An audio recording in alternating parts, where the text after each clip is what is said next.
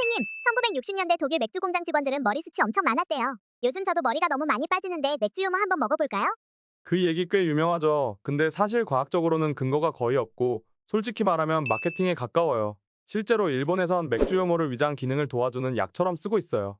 맥주효모는 맥주를 만들고 남은 부산물이라 성분도 불균이라고 탈모 개선 효과도 제대로 입증된 적이 없습니다. 헐, 그래도 의사가 광고하는 제품은 좀 다르지 않아요? 맥주 효모 5,000mg 넘게 들어있고 성분도 막 30가지 넘고. 그건 진짜 효과가 조금이라도 있지 않을까요? 그렇게 생각할 수도 있어요. 근데 그런 제품들은 대부분 건강기능식품입니다. 건강기능식품은 몸에 부족한 영양을 보충하는 목적이지 탈모 같은 질병을 치료하거나 예방하는 것 아니거든요. 중요한 건 몇 가지나 들어있느냐보단 무엇을 얼마나 넣었느냐입니다.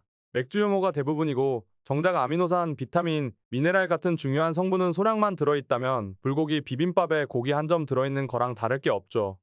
그래도 먹고 효과 봤다는 사람도 있잖아요. 네, 효과 볼 수도 있어요. 하지만 그건 맥주 효모 때문이라기보단 함께 들어있던 다른 영양소가 부족했던 걸 채워준 결과일 가능성이 큽니다. 특히 다이어트나 스트레스, 영양이 부족했던 분들은 조금만 보충해도 좋아졌다고 느낄 수 있거든요. 그럼 약용 효모는요? 맥주 효모랑 뭐가 달라요? 약용효모는 효모를 미네랄이나 영양소가 풍부한 환경에서 키워서 셀레늄이나 크롬 같은 특정 성분을 효모가 직접 흡수하도록 만든 기능성 효모예요. 다만 약용효모 자체가 탈모를 치료하는 것 아니고 진짜 주인공은 효모 내부에 들어있는 셀레늄, 아미노산, 비타민 같은 성분들이에요. 효모는 이런 성분들을 우리 몸에 안전하게 전달해주는 택배 상자, 일종의 천연 캡슐 같은 역할을 하는 거죠. 쉽게 말하면 맥주 효모는 성분이 들쑥날쑥한 랜덤 박스, 약용 효모는 필요한 성분을 골라넣고 포장한 맞춤형 키트네요. 그럼 판토가 같은 제품은 어때요? 그건 약이라면서요? 네, 판토가는 약용효모를 주성분으로 한 대표적인 일반 의약품이에요.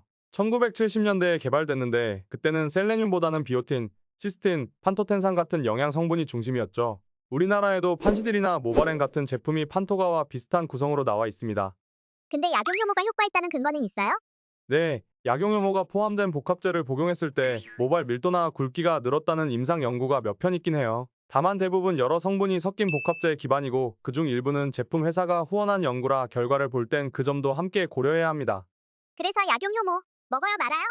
깔끔하게 정리해 드릴게요. 확산성 탈모, 스트레스 탈모, 다이어트 후 탈모라면 약용효모 기반 제품을 보조적으로 고려해 볼 만합니다. 하지만 유전성 남성형 탈모라면 약부터 복용해야 하고 약용효모만으론 거의 효과를 기대하기는 어렵습니다.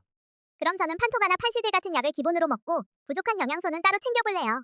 좋은 방법이에요. 제품을 고를 땐 브랜드나 성분 개수보다 정말 모발 건강에 도움이 되는 게 얼마나 어떤 형태로 들어있는지가 훨씬 중요합니다. 한국소비자원도 맥주효모와 비오틴은 모발 건강과 무관하다고 밝혔어요. 맥주효모 함량이 높다는 문구만 믿고 고르면 실망할 수 있죠.